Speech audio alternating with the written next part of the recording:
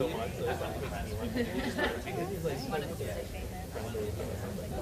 have a live Q&A. We have a live Q&A and followed by exclusive footage and then a tour of the building. So let's get started. Should we go in? Shall we, gentlemen? A bit suspicious.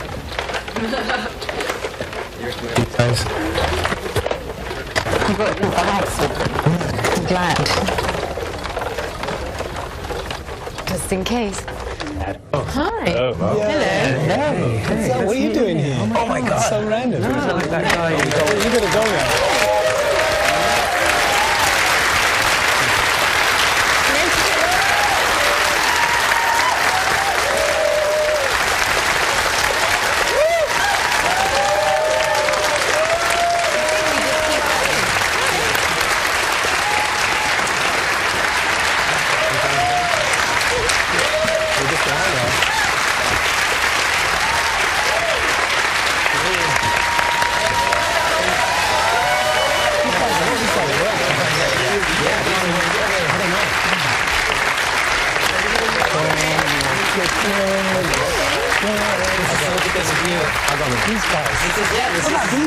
These guys, the guys who work on this, man.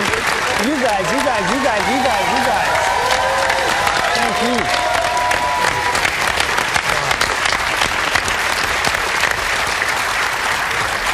Well, good morning, everybody. Good morning, people here at Lucasfilm in the beautiful Presidio of San Francisco. Truly one of the nicest spots on the planet and the perfect place to discuss galaxies far, far away. Thanks to Twitter, who is bringing everybody in the Twitterverse this talk with the stars and creative minds behind Star Wars Rogue One, which we're all very excited to see. And I'm just going to introduce folks to you now. At the very end of this long, long panel, we have Gareth Edwards, the creative force behind this amazing movie.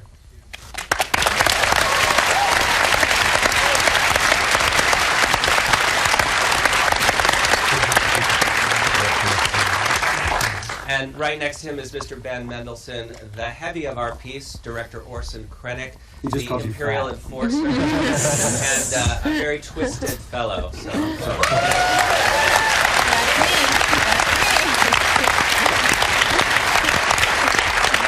And you can't quite see it, but next to him is a 7-foot-tall, reformed Imperial droid, K2SO, played by Alan Tudyk, the brilliant Alan Tudyk. Thank you.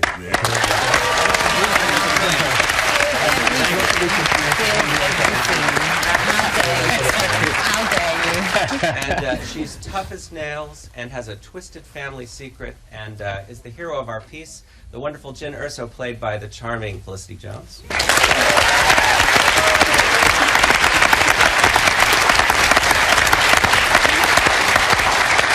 And then we have Diego Luna next to her, who plays Cassian Andor, the hardened rebel spy and one of the leaders of our mission.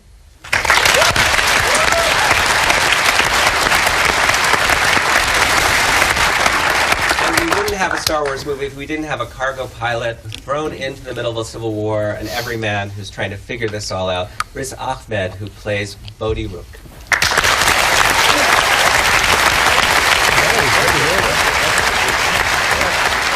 My great pleasure to introduce Donnie Yen, international superstar, who plays Chirrut Imwe, the only character who has a circumflex accent on his name, and who plays a blind monk with a mystical side who can really kick butt. So welcome.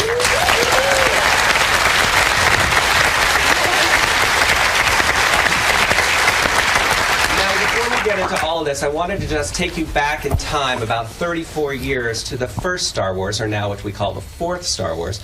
We all watched those credits go down that screen, and remember in paragraph 2 there's a little sentence that says a group of rebel spies takes plans from the Imperial Death Star and really delivers them to the rebels, and that's how we know Star Wars begins. And we actually know how that story ends, but thanks to Gareth and the people here, we're going to get to know how the story really begins and how they did it. This is a caper movie. It's the Seven Samurai. It's the Dirty Dozen, only better because it's in outer space, and what could be better than that? And we're actually going to get a sense of what it was like to get those plans and get it to Luke and Leia and all the familiar characters of Star Wars. This is the first standalone Star Wars film, the first of many, and one that has been more anticipated than any before or since or ever. So thank you, everybody at Twitter, for sending questions to ask, #AskRogue1. I'm going to get to as many of them as I can, but let me start with Gareth and ask you a question about how it is that you came to find yourself with this huge job. Oh my God. I suspect it was a clerical error, and they meant to email someone else. But Marith Edwards, amazing filmmaker. He's a great filmmaker. Yeah, I just finished a big film, and I was exhausted, and I ended up going to visit people at Lucasfilm, and I really didn't want to do anything. I was like, I just want to have a holiday, and so I was very relaxed. I didn't, wasn't very good at auditioning because I didn't want to dive into a massive thing, and then I got home after that meeting and was sent an idea for a film, and as I was reading it, as I was getting close to the end, I started to realize, hang on, this is connecting to my favorite film of all time, A New Hope. And initially I was like, this is sacrilegious, like you can't make this movie, this is like sacred ground, you can't do this. And then about 5 seconds later I was like, please can I direct this, please? It was a bit of a surreal dream, and honestly, we've all been talking about this. It still hasn't hit us that we've actually done this. It's so surreal to be able to make Star Wars. It must be a relief to be able to talk about it, though, I would think. I mean, amongst yourselves, you've been able to talk about it, but I know several of you had to keep this a secret from those closest to you. I think, Diego, you didn't even tell some members of your family about what you were doing because they might blow it. Well, it's just that Gareth said when he called me and says like, "Oh, welcome to Star Wars," and it was the happiest day in I don't know if in my life, but in the last 10 years. Let's you might put want it to that be way. careful with that. I would say, yeah, exactly. in terms of like the joy that my job can bring me, this is definitely the happiest day of my life. And he says like, "But you cannot tell anyone." You're like, what? It's like a dream then, you know? It doesn't happen till you tell your best friend, you know what, motherfucker, I'm doing this. It's like, it doesn't happen. And it took 6 months till I could share it with my kids, you know? We were packing and just saying, oh yeah, we're going on a long holiday. And they were like, okay. Because typically when you go on vacation with your father, he stays with you. He doesn't disappear for hours at a time. No, exactly, but this is different because he was going to pilot, to meet other rebels, to see creatures. So it was kind of cool. My son hated my job till I took this one. He was like, go, yeah, do Rest it. assured he'll hate your job again, I'm sure. So let me ask a couple questions from people on Twitter. At LG16Spear wants to know, Gareth, what is your favorite Star Wars movie? I think you might have just betrayed that. And what specifically got you hyped to direct a Star Wars film? My God, I think, well, obviously my favourite's A New Hope, and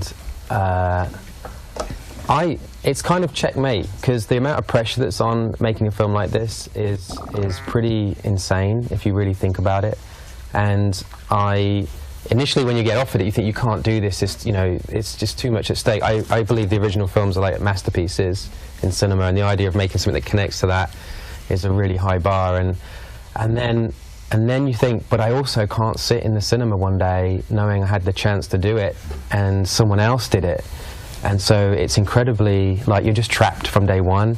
But the weird thing that happens, it's a very weird thing, because there is a lot of pressure on us, right, when you're making the film, but then you get to set and suddenly you look and there's stormtroopers and an X-Wing, and you just feel like you're 4 years old again, and it's like you've gone back to that special place of childhood, and it's very comfortable, and it's really hard to get stressed out when you're stood in Yavin, next to the rebels. It's like, it feels more at home than anywhere else, in even the real world. So.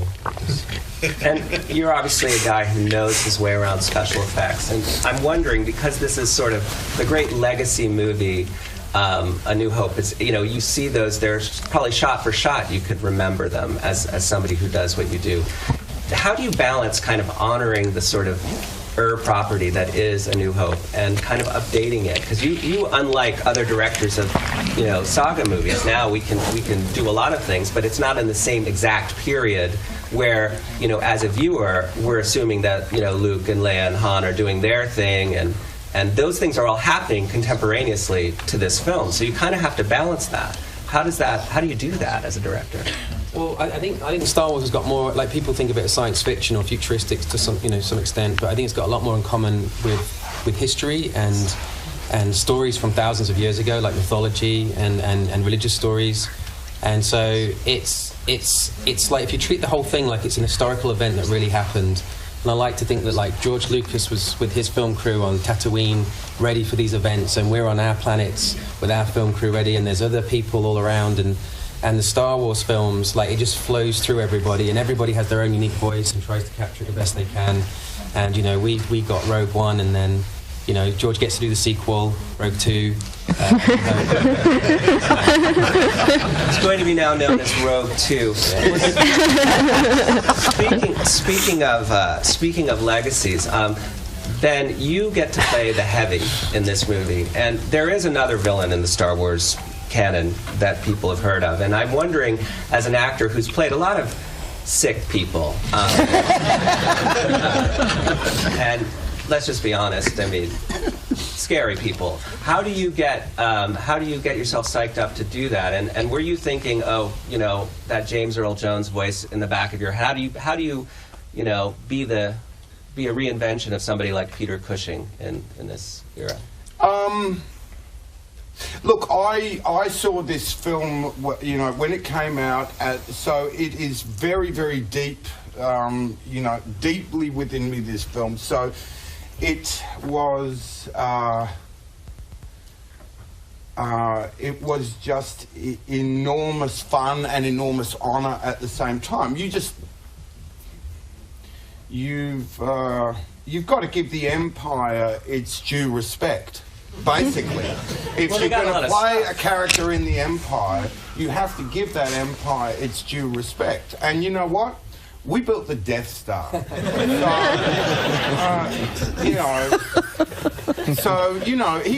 We kind of can do, you know. Rebels, yeah. But really, when you think about who makes this thing happen, we do. So it's quite easy to go there. Well, you're totally committed to the Empire, which is lovely. Really hope-inspiring. I have a Twitter question here from @TheNightNews for Felicity. What traits do you think your character Jyn has that make her distinct from some of the other heroines in the Star Wars universe? People like Rey or General Leia or Padma Amidala. These are, you know, there is a long history, obviously, of strong women in Star Wars films. Yeah, she's a pretty independent spirit. She's probably, at the beginning when you meet her in the film, she's a bit of a loner. She doesn't trust anyone that easily. It takes a long time to build that trust. And throughout the film, you see this woman learning to connect with all the other people on the mission and learning to embrace what each person can bring. And the beauty of it actually is that none of them as individuals can do as much that they can do when they all join together and come together in this mission. One of the things you said to me a long time ago was that when you first started getting a lot of jobs in your career, you wanted to play a superhero. That somebody had said, what would you like to do? And you said, I'd like to be a superhero. In some ways, probably unfairly, as an English actress, people think, Wuthering Heights. That would be nice. Maybe there's something by Thomas Hardy that. Was it comfortable for you to do a real action role, and how did you get prepared for that? Yeah, it was great to finally get out of the corset. Definitely. And I'm never going back. This is it now. It was, I mean, it is just full on kind of every single day, and Diego and I would be kind of doing our boxing training outside our trailers like we were in Rocky or something on a daily basis. I mean, it's absolutely full on, but it is so much fun. It is so much fun. You get to just kind of just throw yourself around these enormous sets. And then we were doing all sorts of wire work, which I'd never done before, and I absolutely loved being a bit of a tomboy. I absolutely loved every minute of Did it. you ever get hurt? All the time.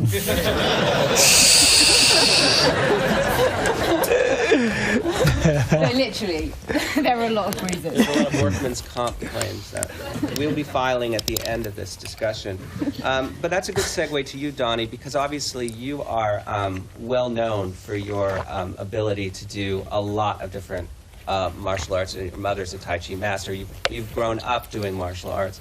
And you get to play a blind monk. And I'm wondering what it's like, which is an interesting thing, because obviously in martial arts films, that's almost a trope. There are other blind monks. There have been, from Kung Fu on back. But how do you do it when you're literally fighting blind? Because those contact lenses were very opaque, so you couldn't really see. Very, very difficult. Very I hard. pretty much put myself in a very, I should have never agreed to do it with not able to see. It was really, it was just tough. Yeah. I don't think the fighting wasn't the toughest part. It was just interacting with everybody. You couldn't really look at them in the eyes, and I was searching for that interaction with my fellow actors. And I didn't want it to look like a robot. No offense, What? Alan. Yeah, what? But it was just. I didn't want to look like a blind guy. Whatever. I don't think you want to. Anyway,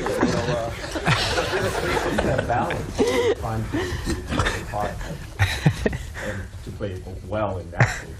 So that was my thing.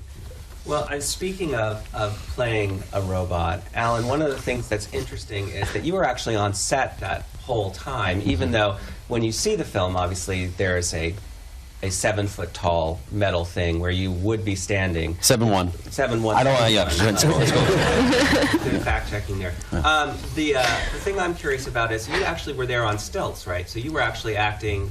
You were acting in the ensemble as part of the company, even Right. though you were physically going to be represented. Why was that so important to do? Oh, because you interact with your fellow actors. You can't, Overrated. create. You can't create a character sort of after the fact. You're limited, to everybody else's choices about you, and they can't. You're not going to create anything with someone. This was it was very much an ensemble piece, and Gareth set that up from the beginning. That it was. The movie is written that way, and that's how we all came together, and. So if I wasn't there, it wouldn't have worked. I wouldn't have been able to. It wouldn't have been me. It would have been a character created by everyone else, and then I would have to come in and just do a voice. There was a voice character. Jar Jar Binks was just voiced, wasn't he? That went well. You said it. But like that's one way to do it, and then we did it a different way. And I think our way, just saying, is better. Although his voice was killing it. I bring him back for Road 3. Riz, I wanted to ask you, you get to play, there have been parallels made with your character and a certain legacy character, Han Solo, in that you get to be the sort of scrappy fish out of water, a guy who's thrown into this.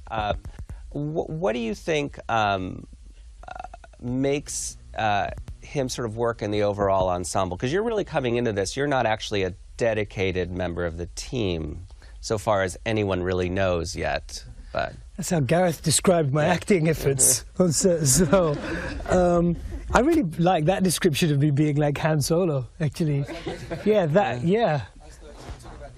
Yeah, I know. No, Gareth described my character as the guy in the war movie who's not meant to be in the war movie. right. So I much prefer your description, to be honest. Well, I've That's much rewritten better. the script a little bit. I'm sorry, Diego, but I think Yeah, we should talk afterwards. Yeah, good. Well, Well, I guess, like Felicity was saying, her character doesn't necessarily trust very easily. And I think actually something that's cool about Rogue One is a lot of the characters have got quite murky pasts, and they're bringing a lot of baggage to the table, trust issues or guilt, or they've got debts to settle. So I think Bodhi, in that sense, isn't too dissimilar from the other characters, in the sense of like how comfortable he is in a kind of conflict situation. Totally doesn't fit in at all. But in terms of kind of somebody who's passionate about the mission and feels like they have to step up to the plate in an unexpected way, in a kind of unexpected situation, they're kind of all in it together. And they get it. We already know they actually succeed, so that's a good thing. I wanted to ask a question on behalf of Patty2810, which is, and this is on a lighter note, did any of you pull any pranks on one another on the set? I coloured in his contact lenses extra misty. Yeah, it was meant to be CGI. It was meant to be completely clear, but yeah. Sorry, man. What happened. Yeah, sorry. Yeah. Ridiculous. All right, so at Hannah Leia's Luke wants to know, who's your favorite Star Wars couple or character of all time? This is This is for everybody. This is a couple that have actually had a relationship. Yeah, well, like, or you could actually, they could be like, I mean, some people say Han Solo and Chewbacca are a couple, if it's a pairing. If it's like a sexual relationship, then probably C-3PO and R2-D2. Yeah. That little thing that comes out, the R2-D2. Oh, okay. Oh, I actually just got that for the very first time. Does anyone else have a... My son is not watching this. Does anyone else have a favorite character or a favorite pairing of Star Wars characters? I would say Darth Vader and Han Solo are my favorite. Yeah. But Darth definitely. I mean, it's a difficult one because it's difficult to accept it, right? But it's kind of cool. I mean, there's nothing cooler than Darth. Really, I mean. Sorry, Ben. I'm very sorry about that. It's all right. I can deal with that. Jar Jar Binks, I don't think I have to say. Yeah, well, you clearly established your love of your Jar Jar favorite. Binks. Alan, I wanted to talk a little bit about your character because it's a real departure in terms of characterization of a droid character in a Star Wars film. You're not cute and cuddly. You're not there for the laughs. I mean, maybe you are off camera, but this is a different kind of robot, different kind of droid. Tell the audience a little bit about what makes K2 different.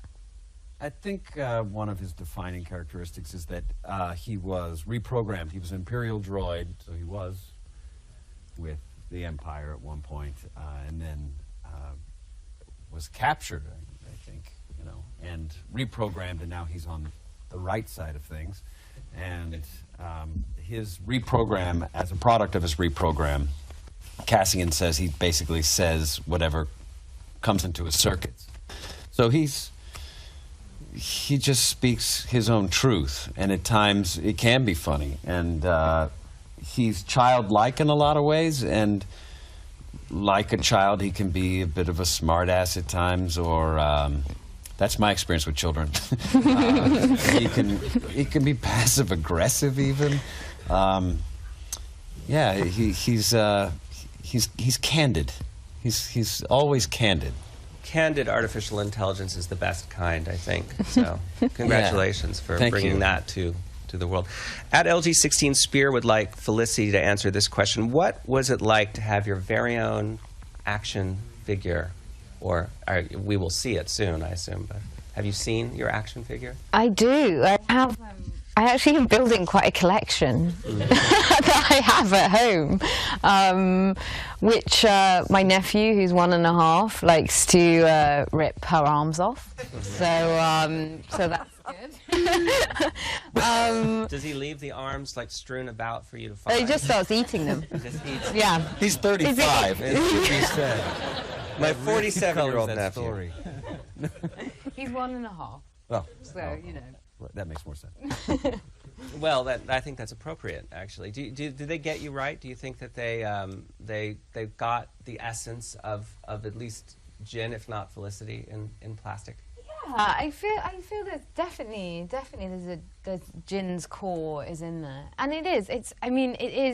I was looking at there's a particular sequence with a costume that we had hours and hours of discussions about, and it is quite extraordinary to see something that was just an idea to then, throughout the whole process, then see this tiny action figure with the result of this creation is pretty special. Do you have the full set? Like, so if you're angry at Diego, you could just twist his head off or kick him. Yeah. At Brogan Francis 95 wanted to know, Alan, if you thought that K2 and C-3PO would get along. I don't think they would. Yeah. No, right? Yeah, they don't feel like they do. Yeah. K2's somewhat unflappable. And C-3PO is just flapping all over the place. Just push him over. I don't know. He's definitely a lot bigger than him. Dink, dink, dink. I don't know. I don't think. It might not be pretty. R2, definitely. R2's cool in a way that C-3PO isn't. He's always cussing. R2-D2. No, it's true. That's why they're always beeping him out.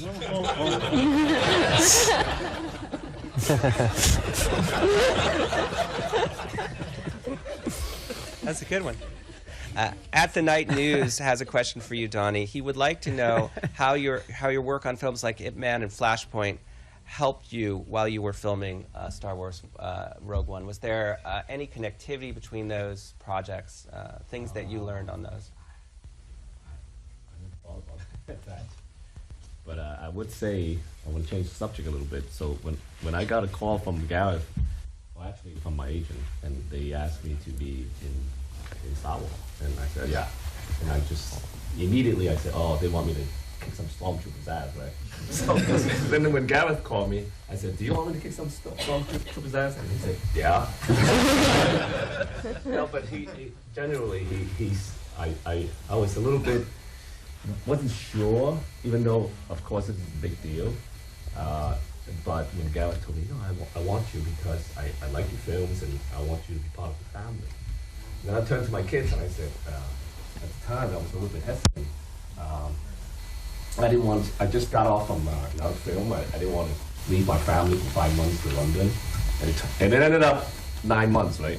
So I asked my daughter, 12 at the time, and my son, 8, and I said to them, hey, do you think you like Baba's Ip Man? Because I'm kind of known for that franchise, right? Or Star Wars. And they said, Star Wars, yeah. I'm glad I listened to them, you know. So. The wisdom of children, I think, is important. Yeah, it's a theme, yeah, right. Riz, you came out and you've done some very heavy dramas, and you've done really intense roles. And, you know, obviously anybody who's seen The Night Of is just blown away by what you do as an actor. Is there a huge difference, I mean, in terms of how you approach the work when it's like, you're not in isolation, you know, doing intense scenes with one or two people. There's all huge set pieces that you're also doing. What was that like? Well, yeah, it's interesting actually when when Gareth called me up and said, you know, come and be in Star Wars, I was like, oh, cool, I've never done anything like this before. And then he basically then proceeded to kind of like recreate a series of scenes that I've done in like other movies for like 6 months. I won't go into it. You know, it was a learning curve for me. I mean, most of the stuff I've done has been like indie movies. So turning up on set and there's like 1,000 stormtroopers on set, you know, that's new for everyone. So I think it was just quite a steep learning curve. And also doing action, like, you know, I haven't really done many action movies before, like Donnie. And just seeing what he does and seeing that side of things, that was like a big learning curve for me as well. So it was kind of a really kind of new experience in lots of ways.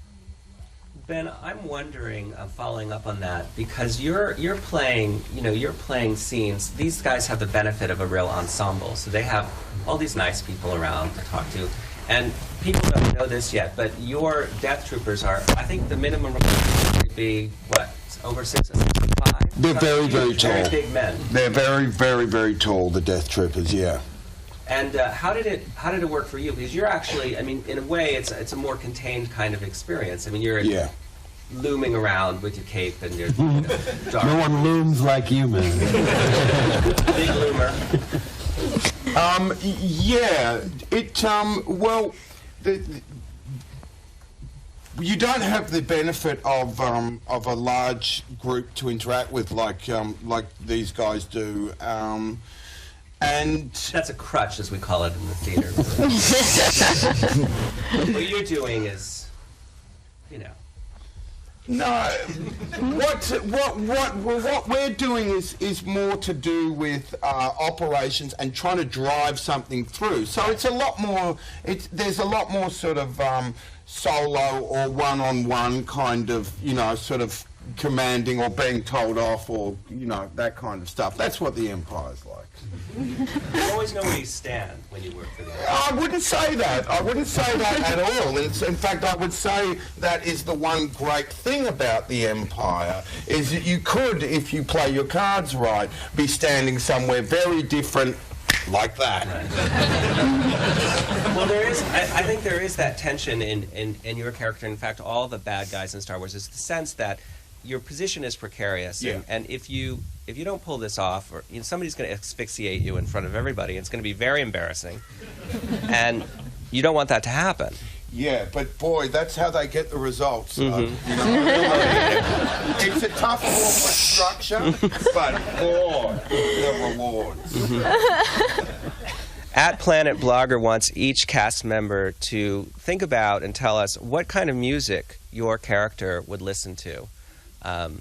I guess I should start with you. Oh, yeah. Yeah. I would say, you remember when you used to ring up before, when you had dial-up internet and it would just go like that? I'd like to think something like that. That kind of, Took mine. But that, yeah, you've already got that. See, you're lucky. You've already got that music. That's that tone. That was a good tone. I'd say for K2 it'd be Hall and Oates, but maybe just Oates's. Those are Oates' parts. When he broke off and did his solo work, which we all know so much. I'm not familiar with that. Yeah, I think that's definitely. Holland, Oates, just Oates. Just Oates. Okay, perfect. And what about Jin, Felicity? What do you think? Probably a bit of drum and bass, mixed with a bit of side trance. She's a ring, right? And some MIA. Actually, I listened to a lot, before I'd go on set, I listened to a lot of MIA. She is very MIA, isn't she? Yeah, I could she has see a that bit she'd of be that into that. MIA attitude, yeah. Diego, what about Cassian? What would he listen to? I would say like Manu Chao and Café Tacuba. He's very like, I think he truly believes that things will change. Yeah. He's, True believer. Ricky Martin. Exactly. But that just when he's alone, and he would hate me to say it here. Everybody loves a little Ricky Martin when they're alone. What do you think, Riz? And we should say that, you have to have the best answer because of your music, career. So. I just listen to Alan Tudyk's voice on loop. And then it's not even to do with the role. It's just normal, just day-to-day life. Very soothing. Yeah. Very soothing. Yeah. Really. And Donnie, what do you think? I think I'd have to say classic, kind of a Chopin, because Church is kind of fluid, poetic, spiritual. It's kind of like Chopin.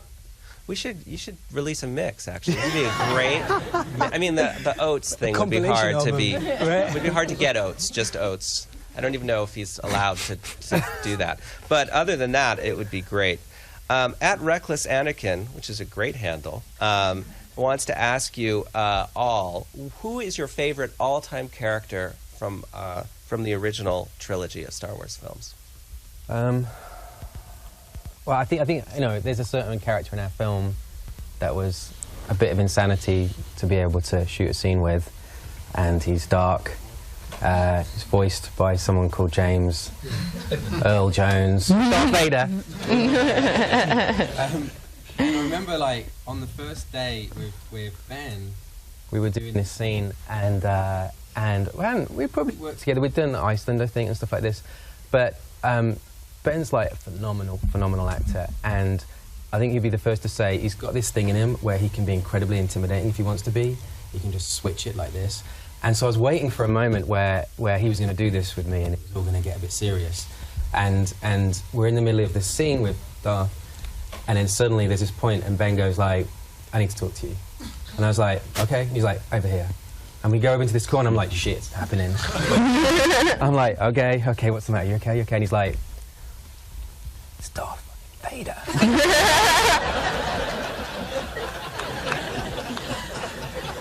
And I was like, I'm so relieved. All of us were thinking the same thing, like, but we're trying to act really professional, like. This is what we do. Obi-Wan Kenobi. I love Obi. I love Obi-Wan. Yeah.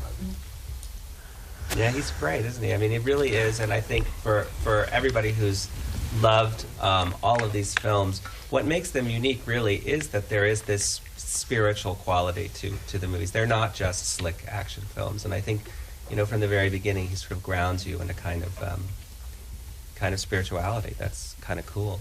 How about you, Alan? There's so many that are. I feel like you have to answer with a droid, and I want you to know, because you played a droid, you don't have to like droids. Just hate them. Good. Yoda is one of my favorites. I love Yoda, hanging out in the swamp by himself. Little cane. I like the way he talked backwards. He's a pretty colorful little character. I like Yoda. The final answer. Yoda. We're going to take Yoda for 500. Felicity? Are we allowed to repeat? You can repeat. I mean, there's no reason that you have to come up with an original. Okay. Well, I too am very fond of Obi-Wan Kenobi and Yoda. But I think particularly would have to be Han Solo. So you didn't repeat, actually. You set us up. You said You're going to repeat. And you just did a little, jiu-jitsu move. Yeah, I kind of started around. With the Han Solo, which he has gone unmentioned. Mad skill. I know. Yeah, From Mad Skill. that's the force in action right there, ladies and gentlemen. How about you, Diego? It's simple, yeah. Darth. I mean, I would always choose to be Han Solo when I was playing with my cousins, and the humor and just the way he approaches every situation is spectacular. But if I have to choose one, and I think he chose me, is Darth. It's like he appears in my nightmares. He's there always, And in your dreams. If I just I went to the set one day when Gareth was doing a test, and I started listening. And literally, I became 6 years old and freezed, and I was like, and it's just, I don't feel that with anyone or anything. It's like, it's not even with you. I mean, and our thing is special, but that is like here. I cannot, I'm sorry, yeah, I accepted it. I feel much better. Darth Vader. Riz? Man, I saw the first films when I was really young, and I was really into the Ewoks. I was so into them. Yeah, man, it's cool little brown dudes running around doing their thing. I was into that. Maybe it's like a teddy bear thing, and I don't know. Ewoks. It really does matter what movie you see first, I think. And some people, the Ewoks are just the moment where they're like, wait a minute, that's too cute. Hey, back up, man. Yeah, I know. I love them. I'd like to have a couple of them right here, right now, on this stage. Donnie, what about you? Oh wait, you Darth. Cool outfit. Cape. He likes Darth for the outfit. Yeah. Really cool and Yeah. Well, Ben, you got a cape. I mean, what is it like to act with a sort of big sweeping? Do you feel how do you get into it? How do you own that kind of? Oh, it sort of has a way of owning you. I mean, that's the thing about that. You put that on, you put on the Imperial outfit, and you get to have a cape. Thank you. And it feels pretty special. It's pretty easy once you got it on. Do you keep it? Do you have it? Kicks? Of course I do. All right. Oh yeah. I've got a range of them. And what you don't notice is slightly different hues of white and grey. Yeah, I like to mix it up. At least all neutrals, which is nice. Oh yeah, no, you've got to stay in those neutrals. Very zone. much. We like that in the Empire. Yeah. And a bit of olive for, variation, but other than that, strictly neutral. There is a dress code in the Empire, I know that. Well, at Millennium Todd wanted to know, Gareth, since we've been speaking a lot about Darth Vader, was there a special pressure that you felt because you knew he was going to be included in the film, and how you were going to accommodate this character and sort of integrate that into the plot that you're working on with this company, but not be overwhelmed? I mean, you all have admitted that you had that "oh my God" moment when that can be overwhelming, obviously, too. I mean, it can really be disruptive, I would think, if you don't handle it well. Yeah, it lasts about 3 hours, and then eventually, like, Darth, over there, come on, Jesus, Darth. And it's a very intimidating thing, I guess. And I mean, we really did our homework on Darth, and I learned a lot about the original films and how they handled it. For instance, the first Darth mask was sculpted out of clay, and today you can do everything in a computer. So we tried to get all the fingerprints and all the things that were like little errors in the original mask to be in our film. And then in the first camera test we did, like Greg Fraser, who's the DOP, who's amazing, would say like there's more in common lighting Darth Vader with a car than there is a human because of the reflections of the surface and stuff. And we'd do some shots, and there was something wrong with it, and you go, there's something not quite right here, this didn't quite work. And you look back at all the original material and realise that, like on Empire Strikes Back and A New Hope, Darth is always the tallest person in the scene. So normally, if the camera's behind me filming Ben and I'm in frame with my shoulder, it's really like I'll be the biggest person in frame, so the camera has to come higher so that I become smaller. And so for when Darth's walking up to people or anything's happening, the camera has to keep doing this sort of like dance to make sure Darth's always the tallest person no matter what he's doing. And it was something I didn't anticipate, but once you suddenly start doing this, all these different ingredients, like the famous sound effects, James Earl Jones, the design of everything, it's like if you take one away, even music, it's not Darth Vader, and it's like he's kind of it's a team sport, I think, being Darth Vader. It's weird. No, it is interesting because obviously in isolation it could feel ridiculous. It's the cumulative effect of the height, the breath, that I guess as actors you immediately, if you're doing a scene with it, you feel it. You're in the moment with this creature from your nightmares as a child. But it is all of those things together at once. Well, people talk a lot about great characters, and use Darth Vader as an example, but I also think it's fair to say it's great design. Like, the second he walks in on that first shot in the original movie, you hate him, you love him, you want to spend the rest of your life with him. Do you know what I mean? It's all in one shot. Spend the rest of their life with Diego. Come on, stop denying it. I mean, I can see it in your eyes. All right. But you were saying? No, it's like design's really important, especially in Star Wars. You can say a lot about a character from the way they look. Right. And it's subconscious, most of it. Right. Like, we used a lot of influence from like Vietnam and World War II, obviously, and modern conflicts and stuff, and even like trying to flip the original ideas of A New Hope and invert them, for instance. And this was subconscious, but I realized the other day when we were watching one of the scenes that the beginning of A New Hope is a guy in a black cape, Darth Vader, surrounded by white stormtroopers coming towards the camera. And we have a guy in a white cape surrounded by black stormtroopers coming towards the camera at the opening of our film. And all these things are just like subtle little differences, but I think when you grow up with Star Wars, you're so familiar with the vocabulary, and it's like you're trying to make a meal that feels different with all the same ingredients. And it's like, Star Wars, and you hope like pizza and we're doing pasta or something. It's like, so you feel like it's Star Wars, but it's not the same thing you've had before, if you know what I mean. I wanted to ask you that. One of the things that you've said, and John Knoll, the creative force here, has said, is that in a lot of ways, the Death Star is the ultimate weapon of mass destruction, obviously. And it has contemporary resonance. I mean, we live in a very precarious time. And you have compared this to the sort of race for the at the end of World War II, the espionage and everything that went on to get the atomic secrets. Obviously, this is a terrific entertainment, but do you think there's a bigger message or a heavier theme that's particularly relevant now? And I'll open it up to the whole panel after Gareth. Well, yeah, I mean, I think Star Wars, when it's done well, has meat on the bone. It's about something. Like, these are kind of like life lessons for kids.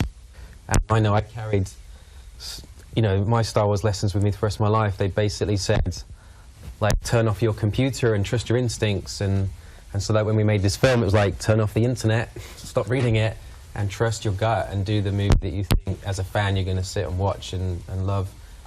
And I think stories like, you know, for kids, and the kids are like computers, and the stories are the software that we load into them so that they can then deal with, like, when they have similar, you know, dilemmas in life, they can remember the stories and they're sort of little guiding forces of how to choose right from wrong. And I think you need to have that in Star Wars. Without it, it's just a load of explosions and robots, no offense, Helen, and spaceships. And Star Wars is more than that. I think that's why it's special, and that's why it lasts over 30 years, is because it's actually got meaning behind it. Anybody else? Is this a timely movie as much as it is a entertaining movie? Does it have any specific relevance right now? Go ahead. I think so. Yeah, I think it's. I think it sends a clear message of people very different from each other that apparently had nothing in common. They leave their differences on the side and work together as a team and achieve great things. You know, it's a great message for the world we're living in. It's let's celebrate our differences and understand that makes us richer, you know, and stronger. Riz? Love what you just said.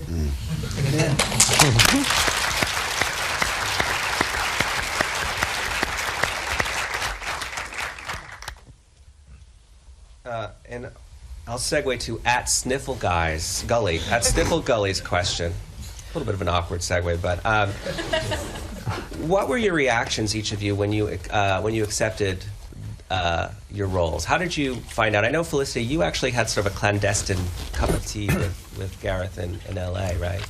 Yeah, we had a very early morning breakfast where, because we were discussing the entire film and the story from start to finish, we had to do everything in whispers so that we wouldn't risk leaking any secrets.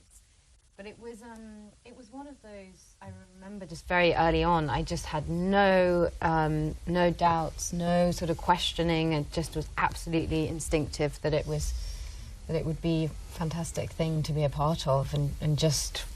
No doubts. No, and I usually have a lot of doubts. So it was the way that Gareth, I'd seen his work in Godzilla and Monsters, and I thought there was I think it's that duality that you have in Star Wars, the humanity with the science fiction is what makes it so special, and I think Gareth has done that consistently in his work.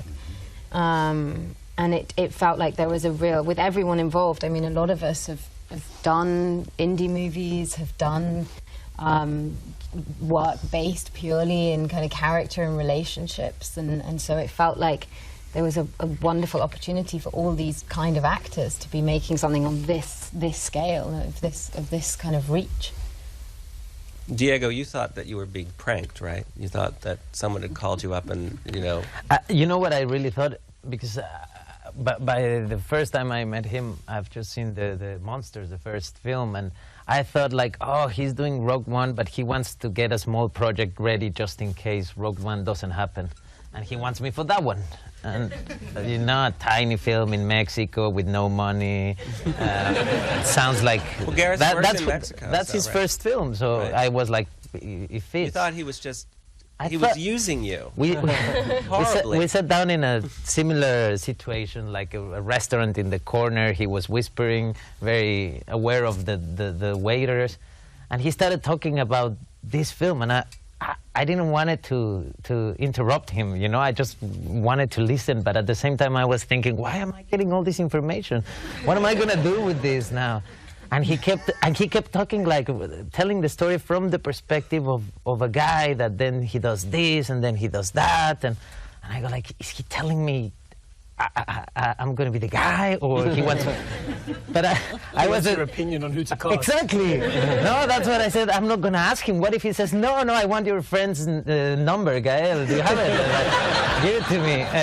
Or who do you think can play it? Yeah, that kind of thing. So I didn't want it to interrupt. It was 3 hours and a half, that meeting. And I came out of there like feeling the luckiest Mexican ever, like, what? and thinking this guy's crazy. Like, really? I mean, makes no sense. I've never done anything to be close to this world, and I've never been in the gym. I've never done. Why am I here? I thought someone was playing me, and then it was 6 months of like, yeah, a month of silence, and I was like, oh, okay, it's over. And then he would call again, and oh, put yourself on tape again, and it was like a nightmare. 6 months of being but not being part of it. It was horrible. It does sound horrible, really. Do you have anything you'd like to say to Gareth now? No, because now I'm living the other side, you know. Now I can talk. It's been 2 weeks of actually being able to share this. I go to bars at night and just tell... Pick strangers? Yeah. Gotta tell you stories. There was a guy that, So it feels so nice to be able to share it. It's been, 2 years, basically, of silence. Wow. Riz, do you remember your... Well, I remember I was shooting the night of, and he called me up and said he wanted me to put myself on tape for this role, explained a little bit about the role, which actually changed quite a lot, you know, in the coming months. But he gave me his email address, his personal email address, which is a big mistake. And he said, listen, do you want to send me an audition? So that day I sent him 2 versions of the scene. And then over the next 4 days, I sent him another 12 versions of the scene. And the thing is, it kept getting worse, because when I didn't hear back, it's like texting a girl or something. It's like, when I didn't hear back, I thought, oh, if I just send one more. And I started doing crazy stuff. I started like getting into costumes and doing like weird accents, thinking maybe it's the accent. I don't know. I just kept spamming him with these audition tapes. And then I remember like 6 days later, he emailed me and went, hey Riz, there's no need to send me any more tapes. We'll be in touch. And so I just thought I'd blown it on like a psychopath level. Yeah. Like he just thought. And then when he called me, I thought it was to take out a restraining order or something. So it was relief more than anything. It was like, oh, okay, you don't think I'm crazy. Did you think he was crazy? Yeah. Yeah, he was like, he sent 2 through, and I was like, oh my God, this guy's got, you know, such range. This is great. He did it this way and he did it that way. This is great. He's got it, right? I'll just show the others, and we'll do, you know, we have to make everything official before we tell someone, because you never want to say, oh, I'm sorry, it's not happening. And so I was just going through that, and as I was going to work, another 2 would show up. I'd be like, oh, that's interesting, that's a different take. Yeah, oh, and I guess that's a different take too. That's great. And I just kept getting them. And honestly, after like number 10, it was a bit like, I'm not sure I want to work with this guy. It's very irresponsible that you tell us this story today, after 2 years of sharing everything with this guy. About this before. I'm sorry, man. He really wanted the job, you know? I mean, Actually, I wasn't sure about it. So what if you really want something? What do you do? Do you show up at somebody's house? Well, if you didn't really want it, I can't wait to see what you really, really want to do. It's going to be exciting. Excuse me if I mispronounce this, but at Vaishnavi_Mr. would like to know, Felicity, in what ways do you relate to your character? I might just modify that and say, what about Jin is like you, and what is completely not like you? I don't know, probably someone else should answer that. She looks a lot like you. Yeah.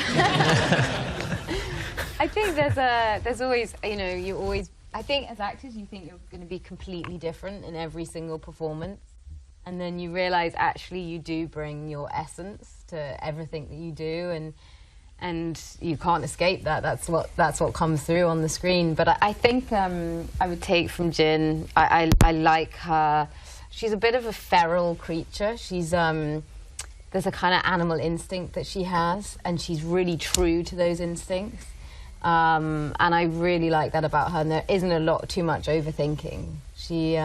So I would like to take that from her into my own life.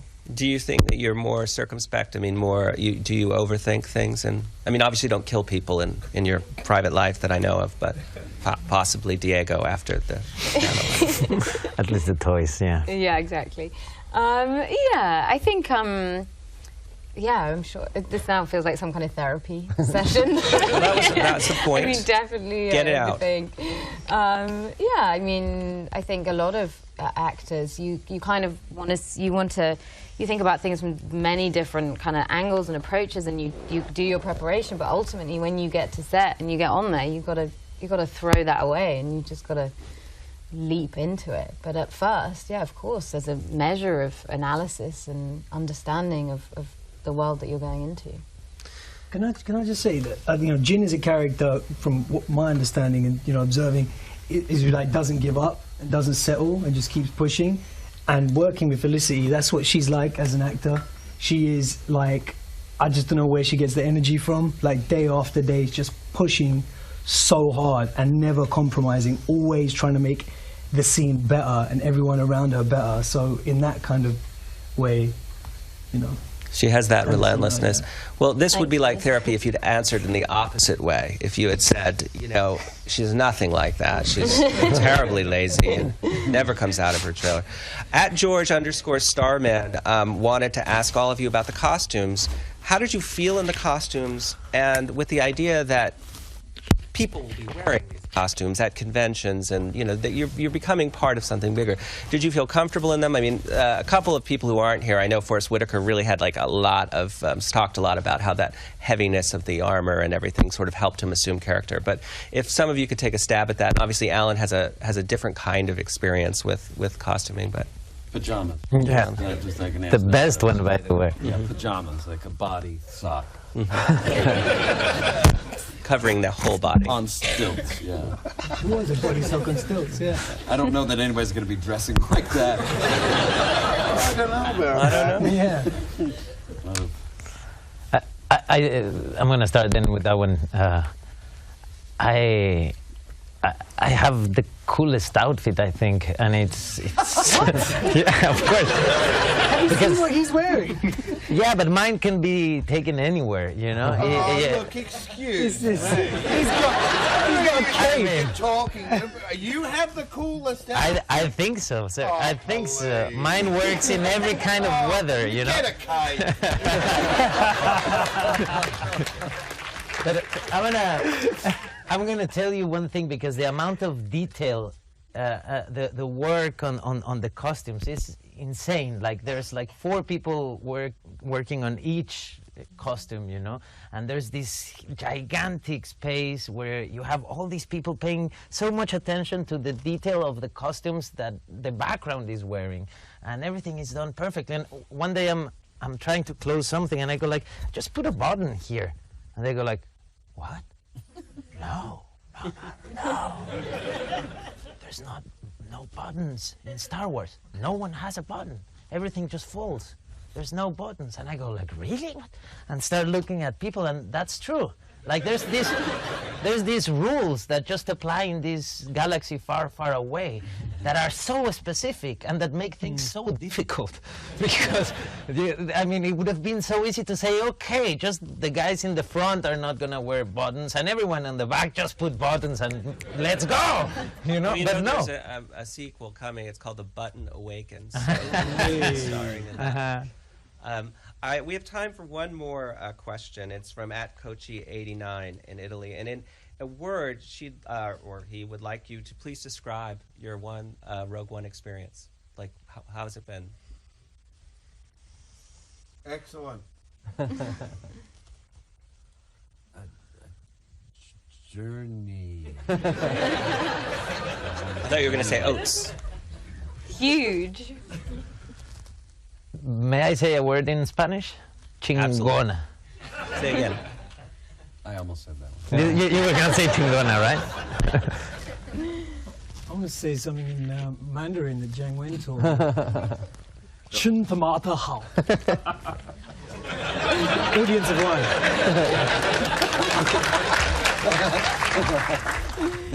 There's going to be a lot of people Googling You're going to that. say something in Urdu. No Urdu. What's your word on? For all this, as most words it. It's a sentence, but yeah. We don't want to argue Yeah, I with mean, it. it just kind of go with the flow. Well, wonderful. Thank you all for joining us. This has been a real honor. And I want you all to stay on Twitter and get to see a couple of our heroes here lead you behind the scenes at really one of the most bizarre planets on the planet, which is here at Lucasfilm. You get to see behind the curtain, as it were, where the magic is made here at Lucasfilm and Industrial Light and Magic. But before we get to that, we're going to show you an exclusive clip from Star Wars Rogue One, so enjoy. Why does she get a blaster and I don't? Do we get to see the clip? What? I know how to use it. Just That's for what the- I'm afraid of. Give it to me. We're going to Jeddah. That's a war zone. That's not the point of... Where'd you get it? I found it. I find that answer vague and unconvincing. Trust goes both ways.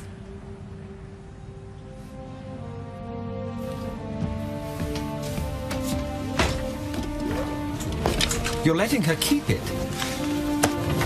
Would you like to know the probability of her using it against you? It's high. Let's get going. It's very high.